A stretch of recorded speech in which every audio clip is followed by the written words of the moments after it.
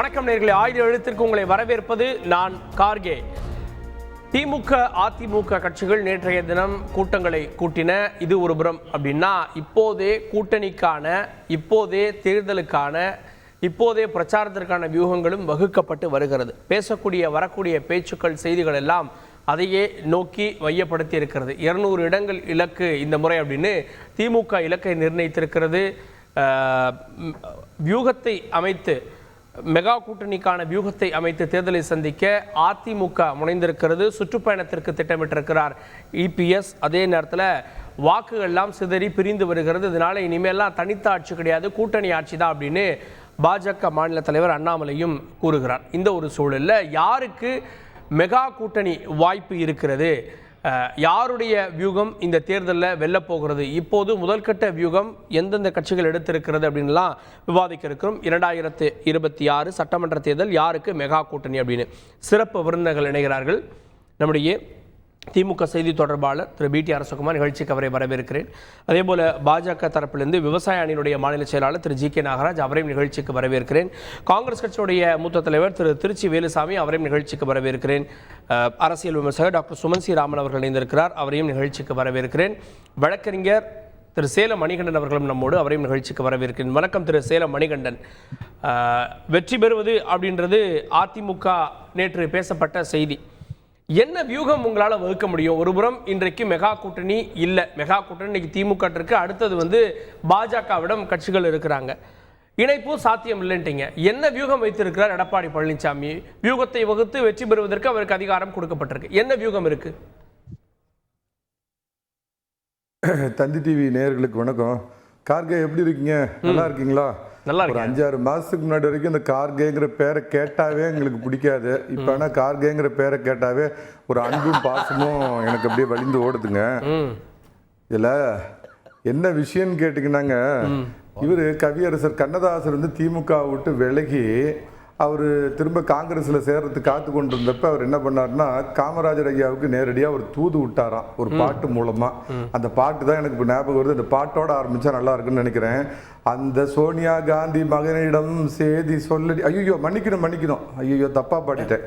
அந்த சிவகாமி மகனிடம் சேதி சொல்லடி, என்னை சேரும் நாள் பார்க்க சொல்லடி, வேறு யாரோடும் நான் பேச வார்த்தை இல்லடி. கடைசி வார்த்தை தான் அருமையான வார்த்தை, காலம் மாறினால் காதலும் மாறுமோ அப்படிங்கிற அந்த பாட்டோட ஆரம்பிச்சா நல்லா இருக்குன்னு நினைக்கிறேங்க. திருச்சி வேலுசாமி அவருடைய கவனத்துக்கு கொண்டு போறீங்களா அந்த பாட்டை? இல்ல இல்லைங்க, பாட்டு நல்லா தெரியும். அன்னைக்கு கவியரசு கண்ணதாஸ், ஆமா நான் கார்கேன்னு சொன்னேன், உங்களை தான் சொன்னேன். நீங்க மல்லிகார்ஜுன கார்கேன்னு நினைச்சுக்கிட்டா நான் பொறுப்பாக முடியுமா? அதாவது என்னன்னு கேட்டீங்கன்னா, சரி ஓகே, காங்கிரஸ் வருன்ற எதிர்பார்ப்பு இருக்கு இல்ல சார்? காங்கிரஸ் வருன்ற எதிர்பார்ப்பு இந்த நாடாளுமன்ற தேர்தலுக்கு முன்பும் கூட வெளிப்பட்டது. காங்கிரஸ் வந்துரும், விசிக்க வந்துரும். என்ன ஆனது? எதிர்பார்த்து காத்திருந்து ஏமாந்து போனதானே மிச்சம். எப்படி வருவாங்கன்னு நினைக்கிறீங்க?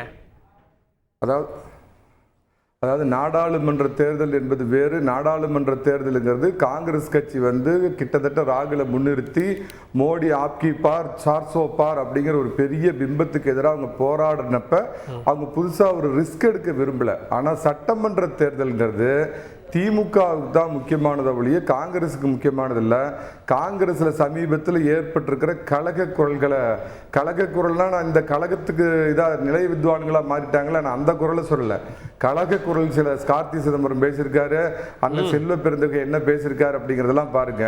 ஸோ காங்கிரஸ்குள்ள அங்கே கழகம் எடுத்து கொண்டிருக்கிறது. அதே மாதிரி பார்த்தீங்கன்னா விடுதலை சிறுத்தைகளுடைய நிலைப்பாட்டில் மாற்றம் இருக்குது.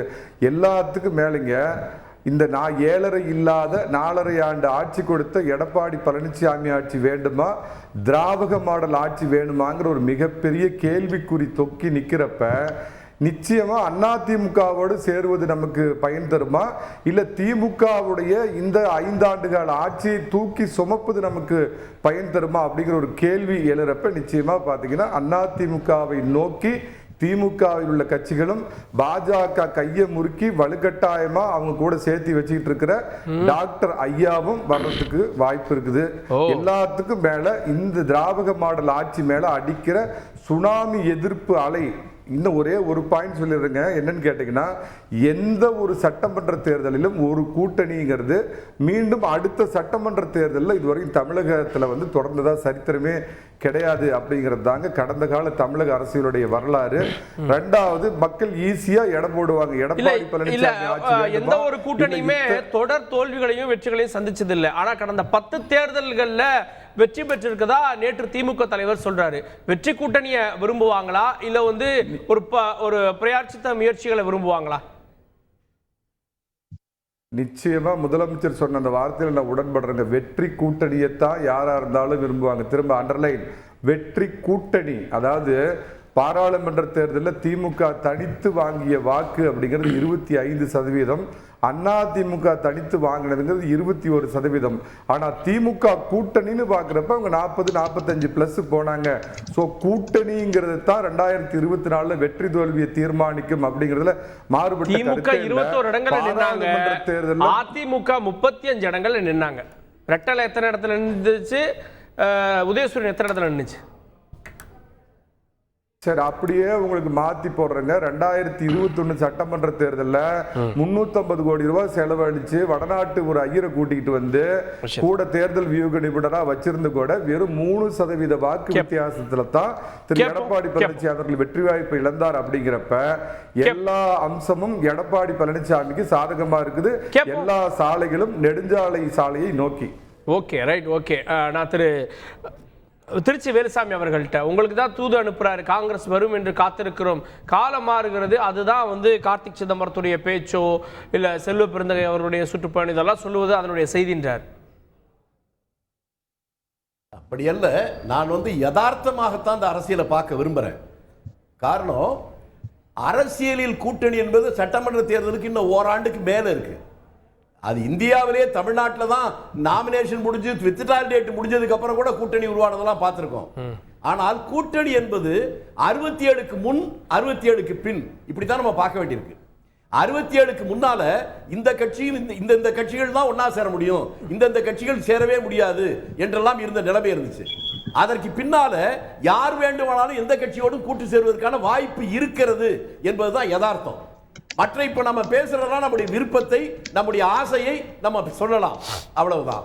67 தேர்தலில் முரண்பட்ட கொள்கைகள் அப்படின்னு சொல்லப்பட்ட கம்யூனிஸ்டும் முதலாளித்துவ ராஜாஜியும், அதே போல ஆன்மீகம் பேசிய முத்துராமலிங்க தேவரும், அதே போல இறைமறுப்பு பேசிய திராவிட முன்னேற்ற கழகமும், இவர்கள் எல்லாமே ஒரே அணியில் நின்றார்கள். நின்றது மட்டுமல்ல, அவர்கள் வென்றார்கள். அதற்கு பின்னால் தான் இந்தியா முழுக்கவே கூட்டணி என்பது வெற்றியை நோக்கித்தான் என்று ஒன்று இருந்தது. அப்படித்தான் அது பின்னாலெல்லாம் வந்துகிட்டு இருக்கு. ஆக எந்த நேரத்திலும் எப்படி வரும் என்பதை நான் ஏற்றுக்கொண்டுதான் பேசுவேன். அதே நேரத்தில் என்னுடைய விருப்பம் என்ன, ஆசை என்ன என்பது அது தனி. இன்னும் ஓராண்டு காலம் இருக்கிற போது இப்படித்தான் கூட்டணி வரும், இந்த கட்சி தான் கூட்டணி வரும் என்று சொல்ல வேண்டுமானால் நீங்க காளியூர் நாராயணட்ட கேட்கணும், இல்லனா பணிக்கர்ட்ட கேட்கணும். இல்ல சார், இல்ல காங்கிரஸோ மற்றவங்களோ வெளியில இருந்தா வந்து நாளை எது வேண்டுமானாலும் நடக்கலாம்னு சொல்லலாம். 10 தேர்தல்கள்ல ஒன்றாக நின்று வென்ற கூட்டணியில இருந்து பேசுறீங்க. அவங்க காங்கிரஸ் நீங்க எங்களோட வருவீங்க அப்படின்னு சந்தேக பார்வையோட பாக்குறாங்க. திமுக அதை எப்படி எடுத்துக்கும்? இல்ல இல்ல, நான் வந்து உண்மையை பேசணுங்கிறீங்களா இல்ல பொய்யா பேசணுங்கிறா எனக்கு புரியல. நான் ஒரு அரசியல் மாணவனாக சொல்றேன். தேர்தல் கூட்டணி என்பது அந்த தேர்தல் நேரத்தில் தான் இறுதி செய்யப்படும் என்பது உண்மை. இன்றைக்கு எங்களுடைய கூட்டணி பலமாக போய் கொண்டிருக்கிறது என்பது உண்மை, அதுல மாற்றம் இல்லை. இது நீடிக்கும், நீடிக்க வேண்டும் என்கின்ற ஆசைப்படுவதற்கும் இது கட்டாயம் இப்படித்தான் நீடிக்கும், இந்த கட்சி சேராது என்று சொல்வதற்கு வேறுபாடு இருக்கு. நான் கடந்த காலத்தில் பல கூட்டணிகளை உருவாக்கலே நான் முன்னாடி இருந்திருக்கேன். அதான் நான் ரொம்ப மகிழ்ச்சியா பார்த்தது என்னன்னு கேட்டா, நீங்க மெகா கூட்டணின்னு சொல்றது எண்ணிக்கையில் சொல்லுகிறீர்களா அல்லது வெற்றியை சொல்லுகிறீர்களான்னு கேட்டா, எண்ணிக்கை, கட்சியுடைய எண்ணிக்கையை வைத்து மெகா கூட்டணி நிர்ணயிக்கப்படுவதில்லை. அதை போலவே எந்த கட்சி மெகா கூட்டணி மக்கள் ஆதரவுனா தேர்தல் முடிஞ்சுதான் அது சொல்லப்படும். மெகா கூட்டணி முன்னால் நினைப்போம், ஆனா தோத்து போயிடும். மெகா கூட்டணி இல்லைன்னு நினைக்கிறது ஜெயிக்கும். நான் உங்களை பார்த்து கேட்கிறேன், 77 எமர்ஜென்சி முடிகிற போது இந்தியாவிலே காங்கிரஸ் கட்சி தோற்கும் என்று எந்த பத்திரிகையிலாவது செய்தி வந்ததா? எந்த கருத்து கணிப்பிலாவது வந்ததா? அதுவும் இந்திரா காந்தியும் சஞ்சய் காந்தியும் தோற்பார்கள் என்று யாராவது சொல்லி இருந்தால் அவனை பைத்தியம் என்றுதான் பார்ப்பார்கள். ஆனால் அது நடந்தது. எதிர்க்கட்சிகள் எல்லோரும் ஒன்றாக சேர்ந்தார்களா என்றால் அதுவும் இல்ல. தமிழ்நாட்டிலே கூட திமுக தனியா தான் நின்னுச்சு, காங்கிரஸ் தனியாகத்தான் நின்னுச்சு. ஆனாலும் அதை கடந்து தேர்தலுக்கு பின்னால கூட ஒரு கூட்டணி உருவாச்சு. அந்த யதார்த்தத்தை புரிந்து கொண்டுதான் சொல்றேன். ஆனா நம்ம மணிகண்டன் சொன்ன ஒரு பாட்டுக்கு மட்டும் நான் அவருக்கு திரும்பி பாட்டு சொல்லிடுறேன். அவர் காங்கிரஸ் கட்சியுள்ள கலகம் நடக்குதுன்னு சொன்னாரு, நான் அதை மறுக்கவில்லை. ஆனால் மணிகண்டன் அவர்களே, உங்களுடைய தலைவர் எம்ஜிஆர் நடித்த படத்திலே ஒரு பாடல், கலகத்தில் பிறப்பதுதான் நீதி, அதை புரிந்து கொள்ளுங்கள். பாட்டுக்கு பாட்டு மாதிரி ஆயிடுச்சு. ஓகே, நம்ம கேட்போம் அரசகுமார். இறுதியான நேரத்தில் முடிவு செய்யப்படுவதுதான் கூட்டணி. கையெழுத்து போடுற வரைக்கும் எது வேணா நடக்கலாம். இன்னைக்கு கம்ஃபர்ட்டா இருக்கலாம். மணிகண்டன் ஒரு எதிர்பார்ப்பு வெளிப்படுத்துறாரு, திருச்சி வேலுசாமி ஒரு இக்கண்ணா வைக்கிறாரு அப்படின்றப்போ இதெல்லாம் பார்க்குறப்போ இறுதி வரை எல்லோரும் உறுதியாக இருப்பாங்கன்னு சொல்ல முடியுமா? அதுக்கு தானே அதிமுக காத்திருக்கு. ஒரு காலத்தில் ஆளை வச்சு முகத்தை வச்சு அவங்களுக்கு இருக்கிற தனிப்பட்ட செல்வாக்கை வச்சு ஆட்சி அமைக்கப்பட்ட காலங்கள்லாம் மாறிடுச்சு. இன்றைக்கி மக்கள் ஒவ்வொருத்தரும் எந்த ஆட்சி வந்தால் நமக்கு நல்லது, எந்த அரசால் நாட்டுக்கு பாதுகாப்புங்கிற நிலையில் மக்கள் இருக்காங்க. இப்போ நாங்கள் 200 தொகுதிகளை நோக்கி இலக்கு அப்படின்னு சொல்கிறோன்னா, திராவிட மாடல் அப்படிங்கிறது சாதாரண திட்டங்கள் இல்லை. இன்றைக்கி புதுமை அது மகளிர் உரிமை தொகையாக இருக்கட்டும், அல்லது இப்போ கட்டணமில்லா பேருந்து பயணமாக இருக்கட்டும், பெண்களுக்கான பேருந்து பயணமாக இருக்கட்டும், அதை கர்நாடகத்தில் காங்கிரஸ் தேர்தல் அறிக்கையில் சொன்னிச்சு, செஞ்சு காட்டுச்சு. கர்நாடகத்தில் மட்டும் சொல்லலை, தெலுங்கானாவில் சொன்னாங்க, காங்கிரஸ் செஞ்சு காட்டினாங்க. அந்த மாணவர்களுக்கு பள்ளி குழந்தைகளுக்கு உணவு திட்டத்தை சந்திரசேகர ராவ் முதலமைச்சராக இருக்கும்போது காங்கிரஸுக்கு முந்தைய, அதான் எதிர்கட்சி ஆளுங்கட்சியாக இருந்தவங்க, அவர் அதிகாரிகள் அனுப்பி ஆய்வு செஞ்சு அதை தமிழ்நாட்டிலிருந்து எடுத்துட்டு போய் தெலுங்கானாவில் நடைமுறைப்படுத்தினார். இதே பாரதிய ஜனதா கட்சி 1000 ரூபாய்க்கு பிச்சை போடுறீங்களான்னு கேட்ட பாரதிய ஜனதா மகாராஷ்டிராவில் கூட்டணி கட்சியில் உரிமை தொகை கொடுக்குறாங்க, மத்திய பிரதேசத்தில் பிஜேபி ஆட்சியில் கொடுக்குறாங்க. இது எதுக்கு சொல்றேன்னா, மேற்கு வங்காளத்தில் இன்னைக்கு மம்தா பானர்ஜி அவர்கள் 500லேருந்து 1000 வரை உரிமை தொகையை கொடுக்குறாங்க. இது எதுக்கு சொல்றேன்னா, இல்ல இது ஏன் சொல்றேன்னா, திமுகவுடைய தொலைதூர திட்டம், திமுக ஒரு திட்டத்தை உருவாக்குறது என்று சொன்னால் அது சமூக நீதிக்கான திட்டமாக இருக்கும். இன்னைக்கு ஒவ்வொன்றையும் சொல்ல முடியும்னால ஒட்டுமொத்த உற்பத்தியில இந்தியாவில் இன்றைக்கு பொருளாதாரத்தில் இந்த கூட்டணி அப்படின்றது ஒரு கட்டமைப்பு. அது எங்க வர்றேன்னு புரியுதா கார்கே உங்களுக்கு? என்ன தகுதி இருக்கு எடப்பாடிக்கு? யாரு போவா கூட்டணிக்கு? அதனால சொல்ற கேட்டீங்கன்னா உங்களுக்கு புரியும்.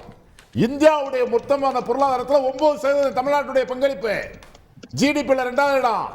அது போல பணவீக்கம் 6.60% இந்தியாவில், மாநிலத்தில் 5.57%. அது போல ஒன்னொன்னா நான் சொல்ல முடியும். தொழில் செய்வதற்கான உகந்த இடத்துல 10 ஆண்டுகள் அதிமுக 14 இடத்துல இருந்த இடம் இன்னைக்கு 3வது இடம். 8,65,00,000 கோடி ரூபாய்க்கான முதலீடுகள் ஈர்க்கப்பட்டு 3,30,00,000 இளைஞர்களுக்கான வேலை வாய்ப்பு உருவாக்கப்பட்டிருக்கு. இதெல்லாம் ஒவ்வொரு நாளும் இரவு பகல் பாராது தமிழ்நாட்டினுடைய முதலமைச்சர் மக்களுக்காக சமூக நீதிக்காக செய்யப்படுகிற திட்டங்கள். பெண்கள் வளர்ச்சியில இன்னைக்கு புதுமை பெண் திட்டமா இருக்கட்டும், அல்லது தமிழ் புதல்வன் திட்டமா இருக்கட்டும், ஏன் 9ஆம் வகுப்பு படிக்கிற 9ஆம் வகுப்புல இருந்து 12ஆம் வகுப்பு படிக்கிற மாணவனுடைய நான் முதல்வன் திட்டமா இருக்கட்டும், ஏன் சொல்றேன்னா, இந்திய அளவில் இந்த திட்டங்களை கொண்டு வந்த மாநிலம் எங்க இருக்கு? அந்த அடிப்படையில கட்சிகள் கூட்டணிக்கு செய்வது காங்கிரஸா இருக்கட்டும், ஒரே ஒரு எக்ஸாம்பிள் தான். 96 கலைஞர் ஆட்சிக்கு பிறகு அது நல்ல ஆட்சி, நிறைய திட்டங்கள் கொடுத்திருந்தாங்க அப்படின்ற விஷயங்கள். 96 தேர்தல் கடும் அதிருப்தியோட நடந்த தேர்தல். ஆனா 2001 இந்த அரசு வரும்னு சொல்லப்பட்டப்போ வெறும் கூட்டணி கணக்கில் மட்டுமே அந்த அரசை மாத்துச்சு. அது ஜெயலலிதா. ஆமா, அது ஜெயலலிதா. அது மட்டும் இல்லாம 91ல அதிமுக காங்கிரஸ் கூட்டணியில 225 இடத்தை வென்றாங்க. 160 அதிமுக வெற்றி பெற்றாங்க, 60 காங்கிரஸ் வெற்றி பெற்றாங்க, 5 இதர கட்சிகள் வெற்றி பெற்றாங்க, பிறர் வெற்றி பெற்றாங்க.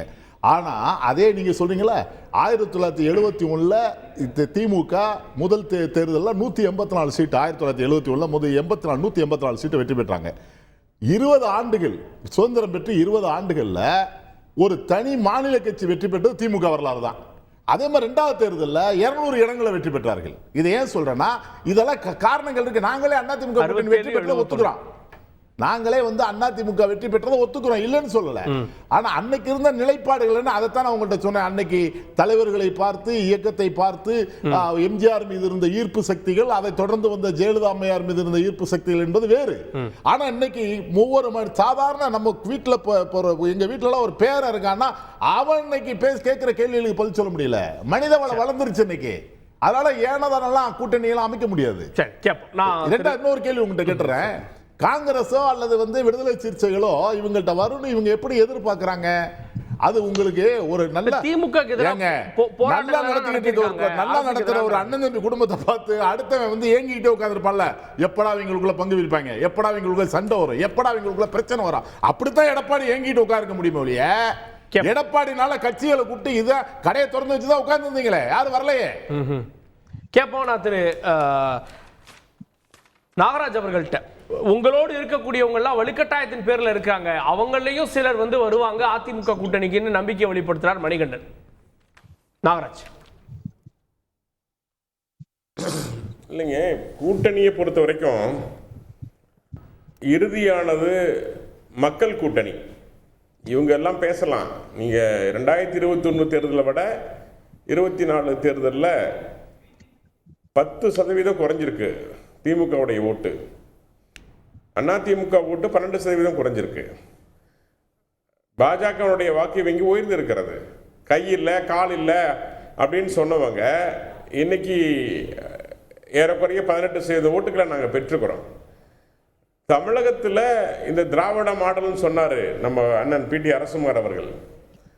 அந்த மாடல் தான் பேருந்து பயணம்லாம் இலவசம்னு சொன்னார். பேருந்தே இல்லை, எங்கே இலவசம் தர போறீங்க? பேருந்து இல்லை எவ்வளவு மோசமா இருக்கு அப்படின்னு உங்களுக்கு தெரியும். பேருந்து வெறும் 1000 ரூபாய் கொடுக்கறத பெருமையா பேசிட்டு இருக்கிறீங்க. மத்திய பிரதேசத்துடைய முதலமைச்சர் தமிழ்நாட்டுக்கு கோயம்புத்தூர்ல தொழிலதிபர்களை சந்திக்கிறாரு. எங்க மாநிலத்துக்கு வாங்க, எல்லா வசதியும் செஞ்சு தரேன்னு சொல்றாங்க. எல்லாரும் இங்கிருந்து போக தயாராக்குறாங்க. நம்ம முதலமைச்சர் அமெரிக்கா போறாரு. அமெரிக்காவில் பிரதமர் மோடி அவர்களால் தான் மரியாதை. இன்னைக்கு உலக தலைவராக மோடி மாறி இருக்கிறார், அதனால கிடைக்கிற மரியாதை. அதனால தான் அமெரிக்காவில் இந்தியாவுக்காக அமெரிக்காக்காரங்க வராங்க, தமிழ்நாட்டுக்காக அல்ல. இன்னைக்கு அந்நிய செலவணியில இருக்கிறது இல்ல. ரேவந்த் ரெட்டி முன்னுக்கு வந்துட்டு இருக்காரு. அமெரிக்காவில் அவருக்கு எடுத்து சொல்லுங்க. அவருக்கு அமெரிக்காவில் தமிழர்கள் அதே மாதிரி முடிச்சுங்க நாகராஜ். இருட்டுண்ணே நானும் தானே போயிட்டு வந்தேன் அமெரிக்கா, தெரியுமில்ல. நாகராஜ் பேசி முடிச்சிடுறேன். இன்னைக்கு உத்தரப்பிரதேச மாநிலம் தமிழகத்தை தள்ளி கொண்டு 2ஆம் இடத்துல தொழில் வளர்ச்சியில் முன்னேறி கொண்டிருக்கிறது. இதெல்லாம் கொஞ்சம் தமிழ்நாடு மனசுல கவனத்துல வச்சுக்கணும் திமுக இதுக்கு முன்னாடி. அதனால கூட்டணியை பொறுத்த வரைக்கும் உத்தரப்பிரதேசம் எங்க முன்னாடி போயிட்டு இருக்குன்றீங்க? இல்ல சார், இப்ப கடந்த முறை 3 மாதத்துக்கு முன்னாடி நடந்த இதுல 2ஆம் இடத்துல ஜிஎஸ்டி வருவாயிலையும் அதிகம் ஈட்டி இருக்கிறது. இப்ப கடந்த 3 மாசத்துக்கு முன்னாடி இல்ல தொழில்துறையில உத்தரப்பிரதேசம் எங்க இருக்கு? அதனால இப்போ ரேவந்த் ரெட்டியும் நான் சொல்றேன், அந்நிய முதலீடு இருக்கிறத தமிழ்நாட்டை பின்னுக்கு தள்ளிட்டு முன்னாடி போயிட்டு இருக்காரு. இன்னும் சொல்றேன், எழுதி வச்சுக்கங்க மிஸ்டர் கார்கே, இன்னும் 1 வருடத்துல தமிழகத்தை பெண்ணுக்கு தள்ளிவிட்டு உத்தரப்பிரதேசம் 2ஆம் இடத்துக்கு வந்துவிடும். அதற்கான உட்கட்டமைப்பு பணிகள் மிகச்சிறப்பாக கல்வித்துறையில 35% உத்தரப்பிரதேசம் பின்தங்கி இருக்குன்னு இன்னைக்கு ரிப்போர்ட் தொலைக்காட்சி பார்த்தாரா இல்லையா? சொல்றேன் ஏங்க ஜிஎஸ் ஏங்க தொழிற்சாலை பத்தி பேசிட்டு இருக்காங்க அரசுகுமார். எங்க தொழிற்சாலை துறையில தமிழகம் முன்னோக்கி இருப்பதற்கு காரணம் தனியார் கல்வி நிறுவனங்கள். உங்களுடைய அரசு பள்ளிகள் அல்ல. நீங்க இந்த கல்வித்துறையில தனியார் கல்வி நிறுவனங்கள் போன்ற சிபிஎஸ்இ ல இங்கிலீஷ் சொல்லி தரக்கூடிய உங்களுடைய கல்வி நிறுவனங்களுடைய எண்ணிக்கையினால் தனியார் மருத்துவமனையினால் தமிழகம் உத்தரப்பிரதேச மாடலை முன் வச்சு தமிழ்நாட்டில் ஆட்சி பிடிக்க எங்க இருக்குங்க? அப்படியா? உத்தரப்பிரதேச மாடலை முன் வச்சு தமிழ்நாட்டில் ஆட்சி பிடிக்க போறீங்களா? எங்களுக்கு நரேந்திர மோடி அவர்களுடைய குஜராத் மாடலே போதுமானதுங்க. 30 ஆண்டு கால ஆட்சியில மிகச்சிறப்பாக கொடுத்துட்டு இருக்கிறோம். இன்னைக்கு முன்னணி மாநிலமாக குஜராத் இருக்கிறது. வாழ தகுதியான இடம், அனைத்து சமுதாய மக்களும் ஒற்றுமையாக வாழ தகுதியான இடம் என்றால் அது குஜராத். அறிக்கை மறுக்கிறார் வரலாறு. நீங்க தயவு நிதியை மத்திய அரசுடைய அறிக்கை சார். தமிழ்நாடு இந்தியாவுல தொழில் செய்வதற்கான 3ஆம் இடத்துல இருக்குன்னு மத்திய அரசுடைய அறிக்கை சார். இவர் எப்படி மத்திய அரசுடைய அறிக்கையை முதல் இடத்துல எதிர்க்குதுன்னு பாருங்க மிஸ்டர் அரசுகுமார். முதல் இடத்துல எதிர்க்குதுன்னு பாருங்க. முதல் இடத்துல எது இருக்கு? அரசியலுக்கு வந்துருங்க. யூபியா பாருங்க, நீங்க பார்த்து சொல்லுங்க எங்க இருக்கு யூபி, நீங்க சொல்லுங்க. சரி, ஓகே. தமிழகம் அந்த பட்டியலில் இல்ல. சார் விஷயத்துக்கு வந்துருங்க சார். இல்ல விஷயத்துக்கு இன்னைக்கு குஜராத் மாநிலம் பல விஷயங்கள்ல முன்னுக்கு விஷயத்துக்கு இருக்கிறது.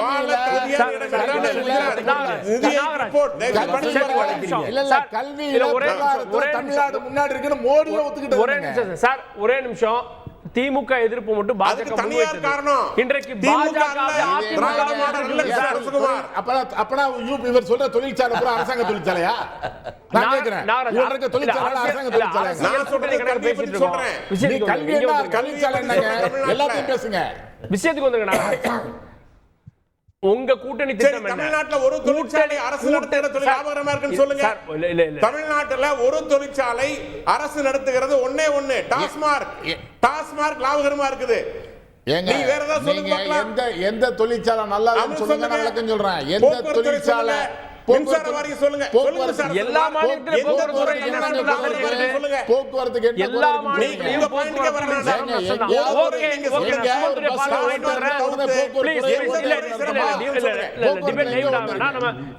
பாலிடிக்ஸ் பத்தி பேசிருக்கோம், டிபேட் டைவர்ட் ஆக வேணாம். ஓகே, ஒரே நிமிஷம். திரு சுமந்த் ப்ளீஸ் ப்ளீஸ் திரு சுமந்த் பேசி முடுங்க. கார்கே நான் பதிலே சொல்லல சார். இல்ல நீங்க சார், நான் என்ன கேட்டேன், கூட்டணி பத்தி பேசிட்டு இருக்கோம். நம்ம வந்து மனிதவள குறியீடு பத்தி பேச இதுல சிக்கிக்குவோம். பாஜக வலுக்கட்டாயமா கட்சியில பிடிச்சு வச்சிருக்கின்றார் சார் மணிகண்டன். அதுக்கு பதில் என்ன சார்? பாஜக வலுக்கட்டாயம் பிடிக்க வேண்டிய அவசியம் இல்ல சார். மக்கள் எங்க வந்துட்டு இருக்காங்க, கட்சியில நோக்கி வந்து கொண்டிருக்கிறது. மக்களுக்கான ஆட்சியை நரேந்திர மோடி அவர்கள் கொடுத்துக் கொண்டிருக்கிறார். கிராமம் கிராமமாக மக்கள் திட்டம் சென்று சேர்ந்திருக்கிறது. நீங்க பிரிவினை மூலமாக, திமுக பிரிவினை மூலமாக மக்களை பிரித்து வைத்திருக்கிறது, இஸ்லாமியர்களை பிரித்து வைத்திருக்கிறது, கிறிஸ்தவர்களை பிரித்து வைத்திருக்கிறது, பட்டியலின மக்களை பிரித்து வைத்திருக்கிறது, சாதி சாதியாக பிரித்து வைத்திருக்கிறது, மொழி மொழியாக பிரித்து வைத்திருக்கிறது, இனமினமாக பிரித்து வைத்திருக்கிறது. இதுல நீங்க வெற்றி பெற்றிருக்கிறீங்க. எத்தனை நாளைக்கு உங்க எத்தனை நாளைக்கு? இனி ஓடாது, காலம் வந்து விட்டது. 2024 மக்கள் பதில் சொல்லுவார்கள் சொல்லிட்டு இருக்கிறார். சரி, நான் வரேன் சார். நான் ரெண்டு பேர்ட்டையும் திரு சுமந்த் நம்ம பார்க்க. திரு சுமந்த், இபிஎஸ் உடைய வியூகம் என்னவா இருக்கும்? ஒரு சுற்றுப்பயணம் அப்படின்னு பிளான் பண்றாங்க. அதை தாண்டி சட்டமன்ற தேர்தலில் அதிமுகவுடைய பலம், ஒரு முன்னாள் முதலமைச்சர், ஆண்ட கட்சி அப்படின்ற அடிப்படையில் அவங்களுக்கான முக்கியத்துவம் அதிகரிக்கும்னு பார்க்குறாங்க. அவங்களுடைய வியூகம் கை கொடுக்குமா சுமந்த்? முதல்ல கார்கே, ஒரு தேர்தலுக்கு 1.5 ஆண்டுகளுக்கு முன்னாடி வியூகம் அமைக்கிறதுங்கிறது வந்து குவைட் பாயிண்ட்லெஸ். ஏன்னா ஒரு தேர்தலுக்கு 1.5 மாதத்துக்கு முன்பு வியூகம் அமைக்கிறது தான் வந்து ஆக்சுவலா அந்த நிலைக்கக்கூடிய ஒரு கூட்டணியாக இருக்கும். ஃபீட்பேக் வருது, கொஞ்சம் அதை கட் பண்ண சொல்லுங்க. அடுத்தது, மிக முக்கியமாக திரு எடப்பாடி பழனிசாமி அவர்களை பொறுத்த வரைக்கும் அவருடைய போக்கஸ் அதிமுகவை வலுப்படுத்தி எப்படி வந்து இழந்த வாக்குகளை பெற முடியும் அதுலதான் இருக்கணும். இப்போதைக்கு இந்த கூட்டணி இப்ப ஒண்ணுமே இல்லைங்க. அதிமுக ஒரு காலகட்டத்துல 45% ஓட்டு ஷேர் வைத்திருந்த அதிமுக இன்னைக்கு 25% கிட்ட வந்துருச்சு. அது 35% ஆனா அவங்க வந்து போய் தேடவே வேண்டாம், தானா வருவாங்க கட்சிகள். சோ இது இந்த ஹோல் அப்ரோச் தட் யாராவது வருவாங்களான்னு பாக்குறது வந்து it is a self defeating, தன்னையே தோக்கடித்துக் கொள்ற ஒரு அப்ரோச். அது அதிமுக வலுவான கட்சியாக இருந்து விட்டால் திமுகவை வீழ்த்தக்கூடிய ஒரே கட்சி அதிமுக தான் என்று மக்கள் முழுமையாக நம்பிவிட்டார்கள் என்றால் மற்ற கட்சிகள் தானாக வருவார்கள். திரு எடப்பாடி எங்கேயுமே போக வேண்டாம். இல்ல, இன்னைக்கு வெளியில இருக்க கட்சிகளுடைய சாய்ஸ் என்னவா இருக்கும் சார்? இன்னைக்கு திமுகவோட போக முடியாது, ஏன்னா அங்க பெரிய அளவுல கூட்டணி இருக்கிறது. பாஜகவோடு கொள்கை ரீதியா சித்தாந்த ரீதியா எதிர்க்கக்கூடியவங்களுக்கு ஒரே சாய்ஸ் எது? அதிமுக தானே. ஒரு கட்சி நாளைக்கு திமுக இருந்து வருது அப்படின்னா 5 கட்சி சொல்லுங்க. அந்த மாதிரி ஒரு 5 கட்சி, பெரிய கட்சி ஒரு 4 கட்சி சொல்லுங்க, பேர் சொல்லுங்க பாப்போம். பாட்டாளி மக்கள் கட்சிக்கு பாஜக சித்தாந்தத்தை தெரிஞ்சுதானே அவங்க போய் கூட்டணியில வச்சாங்க. இப்ப யாரு இருக்கிறாங்க? நீங்க ஒரு 4 பெரிய கட்சியை சொல்லுங்களேன். இப்ப நாம் தமிழர் வந்து பாஜகவோட போக மாட்டாங்க, சரி. அவங்க அதிமுகவோட போவாங்களா? தெரியாது. நான் என்ன சொல்றேன்னா, என்னுடைய பாயிண்ட் வந்து அதிமுக என்பது மீண்டும் 45%க்கு உடனடியாக வர முடியாது. ஆனால் 25 என்பதை அவர்கள் 30க்கு கொண்டு போக முடியும். அந்த முயற்சியில் தான் அவர்கள் ஈடுபட வேண்டும். உள்ளாட்சி தேர்தல் வரப்போகுது. உள்ளாட்சி தேர்தலில் ஒரு நல்ல பர்ஃபார்மன்ஸ் கொடுத்தாங்கன்னா ஒரு நம்பிக்கை வரும், தொண்டர்களுக்கு அடித்தளத்துல நம்பிக்கை வரும். 2வது, நம்ம பார்க்க வேண்டிய முக்கியமான விஷயம், அதிமுக கையில் தான் முழுமையாக இந்த கூட்டணி அமைக்கிறது இருக்குங்கிறதே வந்து அதுவே ஒரு கேள்விக்குறி. ஏன்னா பாஜகவை எடுத்துக்கிட்டீங்கன்னா பாஜகவுக்கும் திமுகவுக்கும் இன்னைக்கு மிகவும் சுமூகமான உறவு இருக்கிறது. அதுல வந்து யாருக்குமே மாற்று கருத்து இருக்காது. இல்ல சுமூகமான உறவு இருக்கிறது, மிகவும் சுமூகமான உறவு இருக்கிறது. எந்த விதமான ஒரு தொந்தரவையும், அதாவது டெல்லி அரசுக்கோ வங்கதேசத்துல பங்கால்ல இருக்கிற அரசுக்கோ ஜார்க்கண்ட்ல இருக்கிற அரசுக்கோ கொடுத்த இன்னல்களையும் தொல்லைகளையும் கொடுத்தது ஏஜென்சிஸ் மூலம் கொடுத்ததுக்கு தமிழ்நாட்டில் கிட்டத்தட்ட எதுவுமே செய்யவில்லை. சோ நிச்சயமாக அதுக்கு பாஜக நம்பர் குறைஞ்சது ஒரு காரணம் இல்லையா? ஈடி முன்னவரே அக்ரெசிவா இருக்கா? இல்ல நான் இப்ப சொல்லலைங்க, நான் கடந்த 2 ஆண்டு காலமாவே நான் சொல்லிட்டு இருக்கேன். ஒண்ணுமே, அதாவது நீங்க பார்க்க வேண்டிய விஷயமே என்னவென்றால், திமுக அரசுக்கு சிக்கல்கள் ஏதேனும் ஏற்பட்டால் கூட நீதிமன்றத்தின் மூலமாக ஏற்பட்ட சிக்கல்களாக இருக்குமே தவிர, பெரும் அளவுல மத்திய அரசு ஏற்படுத்திய சிக்கல்கள் அப்படிங்கிறது திரு செந்தில் பாலாஜி மேட்டரை தவிர வேற எதுவுமே கிடையாது. இரண்டாவது, அதனால இந்த சுமூக உறவு இருப்பதனால் ஒரு சந்தேகம் தொடர்ந்து நீடிக்கிறது. ஒருத்தரை ஒருத்தர் அவர்கள் ஒரு மறைமுகமாக உதவி அதிமுகவுக்கு எந்த விதமான ஒரு வாய்ப்பையும் அளிக்க கூடாது அப்படிங்கிற ஒரு ஆப்ஷன்ல இருக்கக்கூடும். நான் சிம்பிளா சொல்றேன், நான் இன்னைக்கு இந்த பாராளுமன்ற தேர்தலிலே ஒருவேளை அதிமுகவும் பாஜகவும் கூட்டணியில் சென்றிருந்தால் குறைந்தது 10 இடங்களில் வெற்றி பெற்றிருக்கலாம். மேபி அதிகமான இடங்களில் கூட 15 இடங்களில் கூட வெற்றி பெற்றிருக்கலாம். சோ இந்த கிளீன் ஸ்வீப் 40க்கு 40 வந்திருக்காது, எல்லோருக்கும் தெரியும். ஆனால் எப்படியாவது பாஜக மாநில தலைமை, அது எனக்கு இப்ப தோணுது, மத்திய தலைமையினுடைய அறிவுறுத்தல் அடிப்படையில தான் எப்படியும் அதிமுகவோட போகாதீங்க அப்படிங்கிற பேசிஸ் இருக்கும் போது என்ன ஒரு சிக்கல் ஏற்படுகிறது? திமுகவுக்கு டிஃபால்ட் வின் கொடுக்குறாங்க. இல்ல சார், இல்ல நீங்க வந்து திமுகவும் பாஜகவும் களத்துல இருக்க மாதிரி 2 பேரும் குற்றச்சாட்டி கொள்வதால களத்துல இருந்து அதிமுக எலிமினேட் ஆகுதுன்னு பாக்குறீங்களா? எலிமினேட் பண்றதுக்கு இரு கட்சிகளும் முயற்சிக்கிறார்கள் தான் என்னுடைய கருத்து. நான் இப்ப சொல்லல, ரொம்ப நாளா சொல்லிட்டு இருக்கேன். ஏன்னா நீங்க இதுக்கு வந்து நீங்க டாட்ஸ கனெக்ட் பண்ண வேண்டியதுதான். ஒரு நிமிஷம், ஸ்மூத்தான கூட்டணி இருக்கு, எண்ணிக்கை சீட் ஷேரிங் எதுலயும் பிரச்சனையே வரல.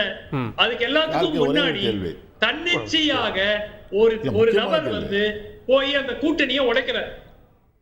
எல்லோருக்கும் தெரியும் கூட்டணி இருந்தால் ஒரு 10-15 இடங்கள் சார். அவருக்கும் இபிஎஸ்க்குமான பிரச்சனை சார், அண்ணாமலைக்கும் இபிஎஸ்க்குமான பிரச்சனை. திமுக என்ன பண்ணுச்சு? ஒரு நிமிஷம் ஐயா, அண்ணாமலை வந்து பாஜக தலைமையின் சார்பாக அவரே முடிவெடுக்க முடியுமா? பாஜக தலைமையுடைய ஒப்புதலுடன் முடிவெடுக்க முடியுது. அவர் கேள்வி தொடர்ந்துதான். இப்ப திமுகவுக்கு ஒன்னும் நெருக்கடி கொடுக்கல, ஒன்னும் பெரிய பிரச்சனை எல்லாம் கொடுக்கலன்றாரு. திமுகவுக்கு நெருக்கடி கொடுக்குறது என்ன இருக்கு? ஒண்ணு. ரெண்டாவது, அதிமுக மந்திரிகள் இவ்வளவு பேர் குற்றச்சாட்டுல ஈடுபட்டாங்களா, அவங்களுக்கு என்ன நெருக்கடி கொடுத்துட்டாங்க பாஜக அரசு, மத்திய அரசு, பிஜேபி என்ன கொடுத்துருச்சு? ஒண்ணு இல்ல இருங்க வர இல்ல நாங்க முறையா பண்ணிட்டு இருக்கோங்க. எடுத்தங்க பண்ண முடியும் இல்லங்க. 37,000 கோடி ரூபாய் நாங்க வந்து வெள்ள பாதிப்பு கேட்டா அது கொடுக்கல, ஜிஎஸ்டி எங்களுக்கு நிவாரணம் ஒழுங்கா முறையா கொடுக்கப்படல, ரயில்வேக்கு திட்டத்துக்கு ஒதுக்கப்படல, நாங்க போராட்டம் பண்ணிட்டு இருக்கோம், ஃபைட் நடந்துகிட்டு இருக்கு. எங்க நாங்க உறவா இருக்கோம்? எங்க உறவா இருக்குங்க? எப்படி ஒரு தவறான கூட்டத்தை அதைத்தான் சொல்றேன். இல்ல நீங்க 2 பேரும் மாறி மாறி குற்றம் சாட்டுறதால களத்துல ஏடிஎம்கே இல்லாம மாதிரி ஒரு தோற்றம் தெரியுது. இல்ல அவர் ஆதங்கத்தை தான் சொல்றாரு சார். அவர் ஆதங்கப்படுறாரு சார். யாரு? அண்ணாமலை வந்து கூட்டணியை முடிக்கல, மேல இருந்து முடிச்சு விட்டாங்க, இல்லாட்டி 10-15 சீட் வந்திருக்கும் தமிழ்நாட்டுல அப்படின்னு ஆதங்கத்தை வெளிப்படுத்துறாரு. அதுக்கு ரகசியம் ஒரு கருத்து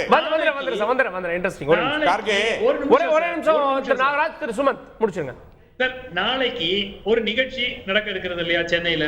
ராஜ்நாத் சிங் வராரா? நிகழ்ச்சி நடக்குதா? ஒரு எதிர்கட்சி ஆட்சி செய்யும் மாநிலத்தில் கம்பாரிசனா ஒரு நிகழ்ச்சியை எடுத்து சொல்லுங்க. எதிர்கட்சி ஆட்சி செய்யும் மாநிலத்தில் பாஜக ஒரு மூத்த தலைவருக்கு கௌரவம் செஞ்ச ஒரு ஹிஸ்டரி சொல்லுங்க. கேள்வி கரெக்ட். கலைஞரை போல பொது வாழ்க்கையில் நீண்ட நெடிய பயணத்தில் இருந்தது, இந்திய அரசியலை தீர்மானித்த ஒரு தலைவர் எதிர்கட்சி எங்கே செய்தான்னு சொல்ல சொல்லுங்க. சுமன் ஏங்க சொல்லுங்க சார். என்ன இல்ல ஒரு நிமிஷம் இருங்க சார் கலைஞர் சார் கலைஞர் ஏங்க கடும் எதிர்ப்பு அப்படிங்கிற பேசுறதுல இரு கட்சிகளும் இருக்குது. இல்ல அதாவது நீங்க என்ன சொல்றீங்க? இல்ல கலைஞர் உடல்நிலை சரியில்லாம இருந்தபோது எதிர்முனையில் இருந்த பிரதமர் மோடியே கோபாலபுரம் வீட்டுக்கு வந்தாரா இல்லையா? சார் கலைஞருக்கு செய்யப்படுற சிறப்பு சார். கலைஞர் இந்திய தாய் திருநாட்டுல இருந்தாரு. சரிங்க. இதுல வந்து எந்த விதமான ஒரு அரசியல் மெசேஜ் கிடையாது. இது பியூர்லி ஒரு பாஜக தன்னுடைய மெக்னானிமிட்டியால வந்து செய்யக்கூடிய ஒன்று. ஓகே, மக்கள் பார்த்துட்டு இருக்காங்க. சரி, ஓகே. ஒரு நிமிஷம் திருச்சிவேல்சாமி குறுக்கிட்டீங்க. அதாவது நம்முடைய சுமந்த் அவர்கள் சொன்னதை ஒன்றை நான் ஏற்றுக்கொள்கிறேன், ஒன்றில் உண்மையே இல்லாத ஒன்றை கட்டமைக்க முயற்சிக்கிறார் நினைக்கிறேன். ஒன்று, திமுகவும் பாஜகவும் சுமூக உறவில் இருக்கிறார்கள் என்றால் அந்த இருவரும் கூட்டு சேர்வதில் யார் தடுக்க முடியும்? அது சுலபமா அறிவிச்சுட்டு போயிருவாங்களே. ஆகவே அது இல்ல. உறவு சுமூக உறவு என்பது இந்த நாணயத்தை சொல்லி முடிச்சிடறேன் சார். நாணயத்தை வெளியிடுவதற்காக வர்றதுல இல்ல. தமிழ்நாட்டுடைய தேவைகளுக்காக மத்திய அரசு ஏதாவது நிதி ஒதுக்கியதா? இந்த ரயில்வே பட்ஜெட்ல ஒதுக்கினேன்னு சொன்ன நிதியை கூட திருப்பி 10% கூட இல்லாம ஒழிச்சிட்டாங்க. மிகப்பெரிய அளவுக்கு வெள்ளம் வந்த போது நிதியமைச்சர் என்ன சொன்னாங்க? தூத்துக்குடியில் வந்த போது நாங்க என்ன ஏடிஎம் மிஷினான்னு சொன்னாங்க. அது கன்னியாகுமரியில் வந்த வெள்ளத்தை பார்க்க வந்த பிரதமர் மக்களை கூட பார்க்காமல் ஹார்லே இருந்து போட்டோ ஷூட் பண்ணிட்டு போயிட்டாரு. எந்த ஒன்றுக்கும் எந்த நிதியும் தரவில்லை என்பதை திமுக கடுமையாக விமர்சனம் செய்து கொண்டிருக்கிறது. முதலமைச்சரும் சட்டமன்றத்திலும் வெளியிலும் சொல்லியிருக்காங்க. அதனால அவர்களுக்குள் அந்த சுமூக உறவு இருக்குமானால் அந்த உறவை யாராலும் தடுக்க முடியாதுங்கிறது உண்மை. அதே நேரத்தில் அவர் சொன்னது இன்னும் ஓராண்டுகள் இருக்கிற போது இப்போதே இன்னதான் கூட்டணி என்று யாராலும் வரையறுக்க முடியாது என்பதை நான் முன்னாலேயே சொல்லிட்டேன். அந்த கருத்தை நான் ஏற்றுக்கொள்கிறேன். ஒரு நாகராஜ் அவர்கள்ட்ட திமுகவை கடுமையாக சாட்டினீங்க. ஆனால் வந்து ஜெயக்குமார் சொல்கிறாரு, முன்னாள் அமைச்சர் ஜெயக்குமார் சொல்கிறாரு, திமுகவும் பாஜகவும் கூட்டணி, அதனால தான் அரசு விழாலாம் நடக்குது அப்படின்னு விஷயங்கள்லாம் சொல்கிறார். சுமந்தும் கூட இன்னைக்கு என்னென்னா, இன்னைக்கு களத்தில் திமுகவை பாஜக அட்டாக் பண்ணுது, பாஜகவை திமுக அட்டாக் பண்ணுது. இந்த போட்டியில் அதிமுக இருக்க மாதிரி தெரியல அப்படின்னு பார்வையை முன்வைக்கிறார்ல. இல்லை, ஆரம்ப காலம் முதல்ல எங்கள் தலைவர் அண்ணாமலை அவர்கள் சொல்லிக் கொண்டிருக்கிற விஷயம், எங்களுடைய சித்தாந்தத்துக்கு எதிராக செயல்படுற கட்சின்னா அது திராவிட முன்னேற்ற கழகம் தான். ஒரு காலத்தில் கோபேக் மோடின்னு சொன்னவங்க கேலோ இந்தியாவுக்கு எங்கள் பிரதமரை கூப்பிட்டாங்க. இப்போ கடலர் நாணயம் வெளியிடுறதுக்கு எங்கள் ராஜ்நாத் சிங்கை கூப்பிட்டுருக்காங்க. தலைவர் அண்ணாமலைக்கு அழைப்பு விடுத்திருக்கிறாங்க. எங்களை பொறுத்த வரைக்கும் நாங்கள் கட்சியில் எதிரியாக பார்க்கறதில்ல. மக்கள் பணிக்கு யார் வந்தாலும் வாங்கன்னு வரவேற்கிற கட்சி திராவிட முன்னேற்ற கழகம் ஆகட்டும் அல்லது எங்களுடைய பாரதிய ஜனதா கட்சி ஆகட்டும். ஏற்கனவே கூட்டணியில் இருந்தாங்க, திமுகவும் பாஜகவும் இருந்தாங்க. அப்படி இருந்த பொழுதுதான் ஹஜ் பயணத்திற்காக 75% மானியம் கொடுத்தது பாரதிய ஜனதா கட்சி தலைமையிலான வாஜ்பாய் அவர்கள் அன்னைக்கு கொடுத்தாங்க அன்னைக்கு. அதனால எங்களை பொறுத்த வரைக்கும் கூட்டணிங்கிறது மக்களுடைய நலனுக்காக இருக்கும். அதனால கூட்டணிக்கு கால அவகாசம் இருக்குது, அந்த சமயத்தில் பேசப்படும். ஆனால் ஒன்றே ஒன்று, இந்த சந்தர்ப்பவாத கூட்டணி அமைக்கின்ற திமுக என்ன காரணம்னா, இன்னைக்கு அவங்க 2 அமைச்சர்கள் மீண்டும் வழக்கில் சிக்கியிருக்கிறாங்க. உயர்நீதிமன்றம் தாமாக வந்து எடுத்த வழக்கில் இன்னைக்கு 2 பேர் மாட்டியிருக்கிறாங்க. ஏகப்பட்ட முறைகேடுகள் அவங்க மேல இருக்குது. அளவில்லாத லஞ்சம், ஊழல், கனியவள கொள்ளை, இதெல்லாம் ஏகப்பட்டது இருக்குது. இந்த சமயத்தில் பல மாநிலங்கள் இவங்களை பின்தள்ளிட்டு முன்னோக்கி போறப்போ மத்திய அரசோடு ஒத்து போனால்தான் இவங்க காலம் தள்ள முடியுன்ற நிலை வந்து விட்டது திமுகவுக்கு. அதனாலதான் நீங்க பாருங்க, நாணயத்தில் கூட இந்திய அச்சடிச்சுக்கிறாங்க. அந்த அளவுக்கு இன்னைக்கு இந்தி மீது பற்று வந்து விட்டது நம்முடைய திராவிட முன்னேற்ற கழகத்துக்கு. இன்னொன்னு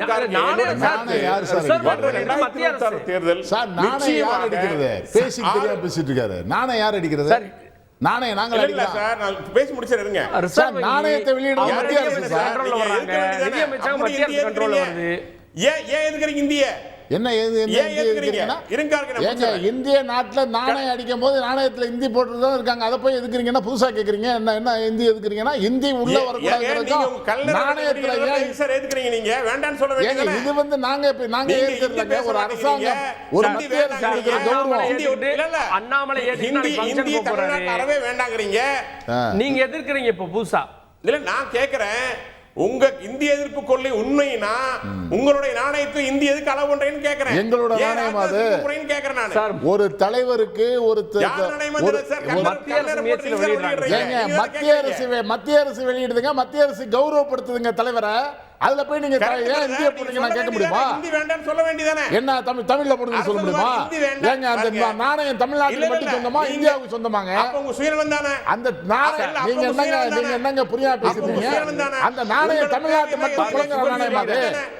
தமிழ்நாட்டுக்குள்ள மட்டும் புழக்கத்துல இருக்கிற நாணயமா அது? நான் தான் கேக்குறேன். என்ன நீங்க கேக்குறீங்க? அதுதான் கேக்குறேன் நானே. எப்படி இந்தியாவுல இருக்கிற நாணயத்தை போய் ஹிந்தி இல்லையா? வெளிநாட்டுல ஹிந்தி மாநில ஹிந்தி பேசுறது இல்லையா? ஹிந்தி எங்களுக்கு வேணாம்னு சொல்றதுக்கு நாணயத்துல நீங்க ஹிந்தி ஏத்துக்கிற மாதிரி இருந்தா கலைஞர் திருவுருவப் படத்துல நாணயத்தை ஹிந்தி ஏற்றுக்கொள்ள கூடாது, மறுத்திருக்கணும். அதுதான் இந்திய எதிர்ப்புக்கு முழு அடையாளம். என்ன மறுக்கணும்? ஏன் இந்திய ஏத்துக்கிட்டு நீங்க விஷயத்துக்கு வாங்க. என்ன மறுக்கணும்? ஏன் நாணயத்தை ஏன் இந்திய ஏத்துக்கிறீங்க?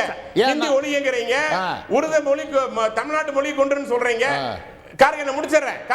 விஷயத்துக்கு வாங்க. பாலிடிக்ஸ் அரசியலுக்கு வந்து ஆறு வகையான கூட்டணி அமையும். கார்கே இந்திய எங்க நாணயம் வெளியிடுறீங்க? திமுக ஏன் நாணயம் வெளியிடுறீங்க? பாஜக ஏமாத்துறீங்களா? பாஜக நாணயம் வெளியிடுறீங்க. கார்கே நான் பேசி முடிச்சறேன். கேள்வியை கேட்கறீங்க அவர் பட்ல. கார்கே ஒரே நிமிஷம் நான் பேசி முடிச்சறேன். கார்கே முடிச்சங்க. அதிமுக கூட்டணி, திமுக கூட்டணி, இன்னொன்று விஜய் உடைய வெற்றி கழகம், தமிழ் வெற்றி கழகம் ஒன்று இருக்கு, சீமான் இருக்காரு, பாஜக இருக்கிறது. ஏன் காங்கிரசும் கூட தனியாக ஆட்சி கூட்டணிக்கு போற தனியாக அமைக்கிறதுக்கு வாய்ப்பு இருக்கு. ஏன்னா இன்னைக்கு அவங்க வீரம் வந்துருச்சு. நாங்க எத்தனை நாளைக்கு கையிட்டு நிக்கிறது, எத்தனை நாளைக்கு நாங்க சீட்டுக்கு நிக்கிறதுங்கிற ஒரு பேசத்துல அவருடைய தலைவர்கள் எல்லாம் பேச ஆரம்பிச்சாங்க. அவர் கார்த்திக் சிதம்பரம் அதை வந்து வழிமுறைகிறாரு. அதனால காங்கிரஸ் கூட நாளைக்கு இந்த 2024 வீரம் பெற்று வரலாம். ஆனாலும் கூட இந்த ஆறுமுகை போட்டி வர்றப்போ பாஜகவினுடைய வெற்றி என்பது உறுதியாகிவிடும். நான் உறுதியா சொல்றேன். ஏனென்றால் உண்மையான ஒரு ஆட்சியாக தொடர்ந்து 3வது முறையாக நரேந்திர மோடி அவர்கள் சிறந்த ஆட்சியை கொடுத்துக் கொண்டிருக்கிறார்கள். 75 ஆண்டு காலமாக தமிழ்நாட்டில் திராவிடம் என்ற பெயரில் தமிழக மக்களை ஏமாற்றிக் கொண்டிருக்கிறது இந்த 2 கட்சிகளும். அதனால இந்த முறை பாஜக வாய்ப்பு என்பது உறுதியாக கொடுத்த தொடர்ந்து 2 முறை நல்லாட்சி கொடுத்த நரேந்திர மோடி வாரணாசியில பின்வாங்கினாரு. யூபில வந்து 43 சீட் எதிர்க்கட்சி ஜெயிச்சு இந்திய கூட்டணி, மகாராஷ்டிரல 30 சீட் இந்திய கூட்டணி ஜெயிச்சிச்சு. இதெல்லாம் இவங்க நல்லாட்சி கொடுத்ததுக்கு தரம். சேலம் மணிகண்டன் 5 முறை போட்டி வரும். 33 கட்சிகள் இல்ல பாஜகவினுடைய வெற்றியை பொறுத்துக் கொள்ள முடியாமல் எதிர்க்கட்சிகள் ஒன்று சேர்ந்திருக்கிறது. 33 கட்சிகள் கூட்டணி. ஆம் ஆத்மி சேர்ந்திருக்கிறது, காங்கிரஸ் சேர்ந்திருக்கிறது, காங்கிரஸ் சேர்ந்திருக்கிறது, எல்லாம் சேர்ந்து வந்த கூட்டணி. பாஜக சிங்கமாக நிற்கிறது. பாஜக தனித்து ஓட்டுகளை காமிச்சிருக்கிறது. அந்த தைரியம் காங்கிரஸ் இருக்கிறதா? அந்த தைரியம் திமுக இருக்கிறதா? ஒரே நிமிஷம் திரு மணிகண்டன், அண்ணாமலை அவர்கள் கூட சொல்றாரு 4 முறை 5 முறை போட்டி வரும், அது வந்து ஒரு புதிய மாற்றத்தை தான் உருவாக்கும் அப்படின்றாரு. இப்போ விஜய் வர்றதோ விஜய் எல்லாம் உள்ள சேர்க்கிறாரு. ஸோ அப்படி வர்றப்போ அது எப்படி அதிமுகவுக்கு சாதகமா இருக்கும் நீங்க நினைக்கிறீங்க? கார்கே, எனக்கு திரும்பவும் பார்த்தீங்கன்னா ஒரு சினிமா பாட்டு தான் ஞாபகம் வருது. என்னமோ நடக்குது, மர்மமா இருக்குது. நம்ம பிடி அரசகுமாரன் நைட்டு 12 மணிக்கு எழுப்பி கேட்டிங்கன்னா கூட மறக்காம ஒன்றிய அரசு குன்றிய அரசுன்னு தான் சொல்லுவார், அவர் உட்பட எல்லா திமுக நிர்வாகிகளும். ஆனால் இன்னைக்கு பாருங்க சரளமாக மத்திய அரசு மத்திய அரசு மத்திய அரசுன்னு வருது. அதனால தான் சொன்னேன் என்னமோ நடக்குது, மர்மமாக இருக்குது. இதில் என்னடாங்க ஒரு விஷயத்துல இப்ப பிடி அரசுகுமார் அண்ணன் பாருங்க திட்டங்கள் சொல்றப்போ நம்ம தவறுதலா சொல்லிருக்கலாம். ஒன்றிய அரசு எங்க தலைவர் அதான எங்க கொள்கை, தலைவர் என்ன சொல்றாரு அதான எங்க. அதாவது டாக்டர் சுமந்த் சொன்னதுல ஒரு விஷயத்துல நான் மாறுபடுறேங்க. ஏன்னா அதிமுகவுடைய அரசியல் நிகழ்வுகளை நானும் பார்த்துட்டு இருக்கிறேங்கப்ப கடந்த முறை சுமூகமா போய்கொண்டிருந்த அதிமுக பாஜக உறவு முறிந்ததுக்கு காரணம் திரு அண்ணாமலையை தவிர மத்திய தலைமை இல்லை. ஏன்னா கடைசி கட்ட முயற்சியா அவங்க அண்ணாமலையை நாங்க மாத்துறதுக்கு கூட தயார் அப்படின்னு இறங்கி வந்தப்ப அந்த கூட்டணி வேண்டாம், இது சிறுபான்மை நலனுக்கு எதிரான ஒரு கூட்டணி அப்படின்னு மறுதளித்து அந்த கூட்டணி தொடர்ந்திருந்தா சில இடங்களில் சுமன் சொல்ற மாதிரி வெற்றிக்கு வாய்ப்பு இருந்தும் கூட வேண்டாம் அப்படின்னு மறுதளித்தார் திரு எடப்பாடி பழனிசாமி.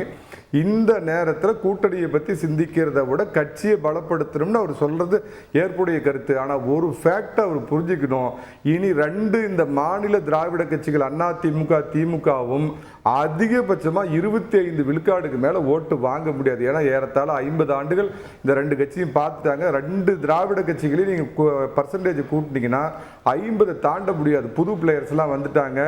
ஏற்கனவே பாத்தீங்கன்னா தமிழ் தேசிய அதிபர் ஒருத்தர் இருக்கிறாரு. பாத்தீங்கன்னா அடுத்தது விஜய் வர போறாரு. ஏற்கனவே பாஜக ஓரளவுக்கு கணிசமான வாக்குகளை வாங்குது. பாமக இருக்குது. இப்ப அதனால இனி எந்த கட்சி இந்த ரெண்டு திராவிட கட்சிகள் 25% வாக்கு வாங்குதோ அதுதான் பிரதான கட்சி. பழையபடி அம்மா இருந்த காலத்துல மாதிரி 45%, கருணாநிதி இருந்த காலத்துல அவங்க 35% இனிமேல் சாத்தியம் இல்ல. நான் ஒரு ப்ராபபிலிட்டி சொல்றேன். பிளேயர்ஸ் எல்லாரும் பிரிக்கிறப்போ மேஜர் ஷேர் வச்சிருக்க திமுகக்கு தானே சார் லீடு. அதனால தான் 200 இலக்கு நிர்ணயிக்கிறாங்க. 25க்கும் அதான் சார் சொல்றேன். ஆப்கி பார் 400 की பார்னு சொன்னவருக்கு என்ன நிலைமையாச்சு? ஆப்கி பார் 200 की பார்னா கடைசியில் 20 சீட்ல வந்து நிக்க போறாங்க. நான் என்ன சொல்றேன்னா சார், அது இப்ப விஜய் வராருன்னு வச்சுக்கோங்க. அவரு நேச்சுரலா என்ன பண்ணுவார் அப்படின்னா ப்ராபபிள்ஸை சொல்றேன். அவர் மத்திய அரசை ஏற்று தான் அவர் ஏற்கனவே அவருடைய நிலைப்பாடு இது பண்ணியிருக்காரு. இங்க இருக்கிற ஆளும் திமுக அரசை ஏற்று தான் போகணுங்கிறப்ப ஏன் அவர் ஒரு ஆந்திராவில் பவன் கல்யாண் பண்ண மாதிரி தமிழகத்தில் அதிமுகவோட ஒரு கூட்டணி அமைத்துக் கொண்டு வாய்ப்பு இருந்தால் அவர் மந்திரி சபையில் இடம்பெறது குறித்தோ இல்ல அதுக்கு அடுத்த இதை பத்தியோ பேசுறதுக்கு அவருக்கு நேச்சுரலா அதிமுக ஒரு வாய்ப்பு கிடைக்குமா? இல்ல அவர் பாஜகவோட திமுகவோட போக விரும்புவாரா? இது ஒரு கேள்வி. ரெண்டாவது, காங்கிரஸ்ல திடீர்னு ஆனா ஒரு பக்கம் என்ன சொல்றாங்க, காமராஜர் ஆட்சி தந்து கொண்டு இருக்கிறார் ஸ்டாலின் சொன்னாங்க. கர்ம வீரர் காமராஜர் சொர்க்கத்துல இருந்து 100 முறை தானே தூக்கு போட்டு செத்துருப்பார். ஆனா சில மானம் உள்ள பெருமைப்படுத்தினா அவங்க பெருமையா பேசுறாங்க. அதனால நீங்க நோக்கம் கற்பிக்க கூடாது. எப்படிங்க? ஏங்க யாரையும் காமராஜரை போய் ஸ்டாலின் அந்த ஆட்சி அண்ணன் திருச்சி வேலுசாமி காதை குத்திக்குவார். அதாவது அந்த மாதிரி கல்லூரி மேம்பாட்டு திட்டத்துக்கு பெருந்தலைவர் காமராஜர் பேர் தான் வச்சிருக்கோம் திராவிட மாடல் ஆட்சியில. அதை தெரிவித்திருக்க மணி ரொம்ப ரொம்ப இல்ல அது நீங்க அவங்க காமராஜர் ஆட்சின்னு காங்கிரஸ் கவலை ஏற்றுமதி பண்ணியாச்சு. மணிகண்டன் விஷயத்துக்கு வந்துருங்க. கட்டபீடி காமராஜர் நீங்க சமகால அரசியலுக்கு வந்துருங்க. சமகால அரசியலுக்கு வந்துருங்க. புது பிளேயர் நம்பி இருக்க அதிமுக, புது பிளேயர்ஸ் நம்பி இருக்க அதிமுக பிராக்டிகலா ஏங்க ரெண்டு திராவிட திமுக ஆகட்டும் அதிமுக ஆகட்டும் 2026 யார் ஆட்சி அமைப்பாங்கன்னா யாருக்கு பலமான கூட்டணி அமைகிறது? ரெண்டு கட்சியும் ஏறத்தாழ சம பலத்துல தான் இருக்குது. அதிமுக ஒரு 3% வாக்குகள் பின்தங்கி இருக்குது. திரு எடப்பாடி பழனிசாமி அவர்களுக்கு எடுக்கிற முயற்சியில நிச்சயமா திமுகவுக்கு இணையாகும். இல்ல அதை விட 2% அதிக வாக்குகள் என்பதை தீர்மானிக்கும். அதுல அதிமுகவிற்கு கூடுதல் பலம். சார் நான் முடிச்சிருக்கேன். அதிமுகவிற்கு கூடுதல் பலம் என்னன்னா இந்த திராவிட மாடல் சொல்லி 5 ஆண்டு திராவிட மாடல் ஆட்சி கொடுத்தாங்களே அது அதிமுகவுக்கு பெரும்பாலும் அதிமுகவை நோக்கி கூட்டணி கட்சிகளை இழுக்கக்கூடிய வசீகரமான ஆயுதமும் அதுதான். திரு சுமன், கட்சிகள் நிறைய வர்றப்போ ஓட்டு பிரியுது, இனிமே கூட்டணி ஆட்சின்னு ஒரு ஃபார்முலாவை அண்ணாமலை சொல்றாரு. அதிமுகவும் அந்த நிலைப்பாடை நோக்கி தான் போகுதா? அப்போ 200 இடங்கள் ஒரு கட்சிக்கு இலக்கு அதிகமா வாங்குறவங்கன்றது பாசிபிள் தானே? அதாவது முதல்ல ஒரு அணி எதிர்க்குதா இல்ல பல்வேறு அணிகள் எதிர்க்கின்றனவா அப்படிங்கிறது தான் ஃபர்ஸ்ட் ஃபேக்டர். திமுக ஒரு கூட்டணியில தேர்தலை சந்திக்கிறாங்க. அது ஒரு பெரிய கூட்டணியாக இருக்கும் என்பதில் சந்தேகம் இல்லை. அவர்களுக்கு எதிராக ஒரு பிரதான கூட்டணியாக ஒன்று இருந்தால் அதை நோக்கி சந்தேகத்தில் இருக்கக்கூடிய பலரும் மற்ற அணிகளுக்கு வாக்களிக்க கூடும் என்று நினைக்கக்கூடிய பலரும் வாக்களிக்க தொடங்குவார்கள். அந்த மாதிரி இந்த அணி திமுகவை வீழ்த்தும் என்று அந்த நம்பிக்கை இல்லை என்றால் அவரவர்கள் ஒவ்வொரு அணிக்கும் வாக்களித்து போயிடுவார்.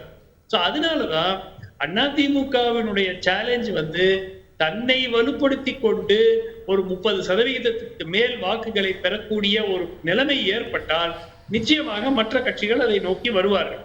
இரண்டாவது, இந்த பாஜகவும் திமுகவுக்கும் எந்த விதமான ஒரு சுமூக உறவு இல்லை அப்படிங்கறதெல்லாம் ரெண்டு தரப்புலையும் சொல்றாங்க. அடிப்படையா எனக்கு ஒரு விஷயம் தான், இந்த இரு கட்சிகளுக்கும் ஒரு கூட்டணி அமைப்பார்கள் என்று யாருமே கூறவில்லை. ஆனால் அவர்கள் இருவருக்கும் அதிமுக ஒரு பொது எதிரியாக ஏற்பட்டு விட்டது.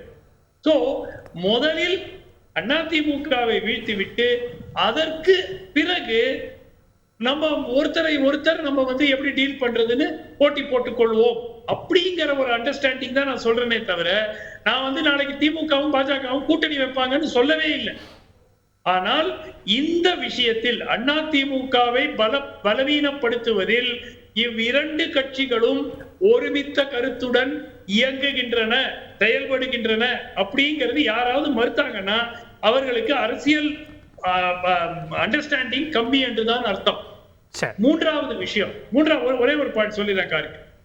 நாளைக்கு ஒரு தேர்தலை நோக்கி ஒரு வியூகம் அமைக்கும் போது அதிமுகவுக்கு 2 ஆப்ஷன் தான்.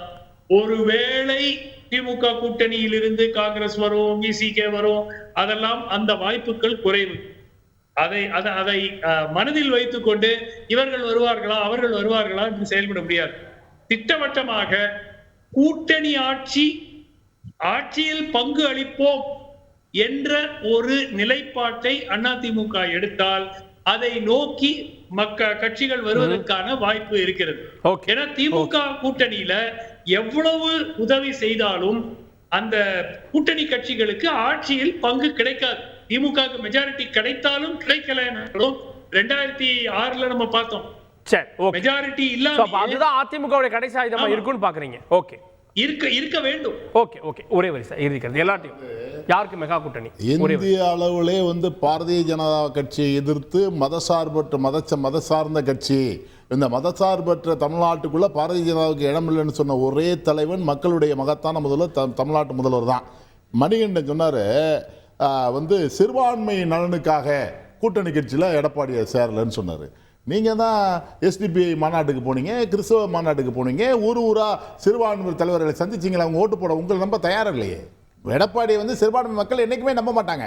அடுத்து சுமன் சார் சொன்னார், இது மாதிரி வந்து ஆட்சி அதிகாரத்தில் ஆட்சியில் பங்கு கொடுக்குற போது திமுக கொடுக்காது, அதனால அதிமுக அதுக்கு தயாராக இருந்தால் சேர்றதுக்கு தயாராக இருப்பாங்கன்னு. இதுக்கு பல முறை திருமாவளவனவராக இருக்கட்டும் அல்லது வந்து கம்யூனிஸ்டாக இருக்கட்டும் காங்கிரஸாக இருக்கட்டும் கொள்கை ரீதியாக நாங்கள் திமுகவோடு இருக்கிறோம் என்பதை சொல்லிய பிறகும் சுமன் சாருக்கு தேவையில்லைன்னு நினைக்கிறேன். ஓகே, இறுதி கருத்து திருச்சி வேல்சாமி. ஒரே வரி எல்லாத்தையும். நாகராஜ் அவர்கள் சொன்னார்கள், எங்கள் பிஜேபிக்கு சித்தாந்த ரீதியாக கொள்கை ரீதியாக பிரிவினைவாதம் பேசுகிற, மதத்தின் பெயரால் ஜாதியின் பெயரால் பிரிவினை பேசுகிற திமுக தான் எதிரி அப்படின்னு முதல்ல சொல்லிட்டாரு. அதற்கப்புறம் இப்ப கேட்கிறாரு, அந்த திமுகவுடைய ஜீவ மூச்சாக இருக்கிற கலைஞர் கருணாநிதி அவர்களுக்கு நாணயத்தை வெளியிடுவதற்கு அதுல இந்தி இருக்கிறதே, அதை எப்படி ஒப்புக்கொள்கிறேன்னு கேட்கிறாரு. உங்க கொள்கைக்கு முரணான இந்திய நாட்டுடைய ஒருமைப்பாட்டுக்கே விரோதமாக இருந்ததாக நீங்களே சொல்லுகிற கலைஞர் கருணாநிதிக்கு நீங்கள் நாணயத்தை ஏன் வெளியிடுகிறீர்கள்? அதெல்லாம் கேள்விக்குறியாக இருக்கணும். அதுக்கு உங்ககிட்ட பதில் இல்லை.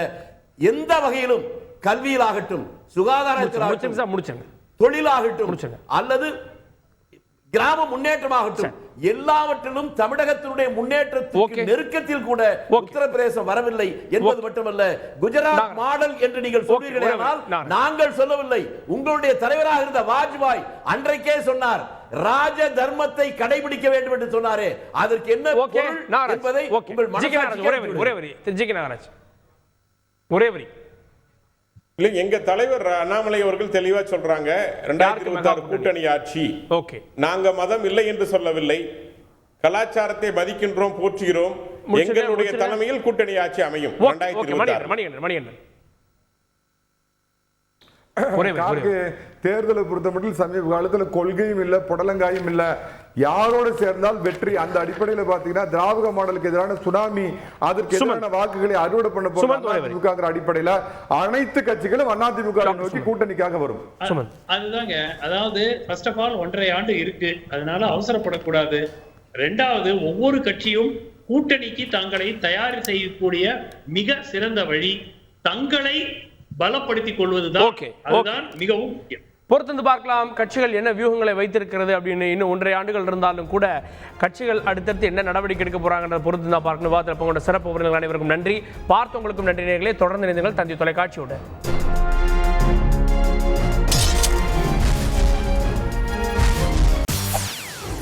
செய்திகளை உடனுக்குடன் தெரிந்து கொள்ள உடனே சப்ஸ்கிரைப் பண்ணுங்க.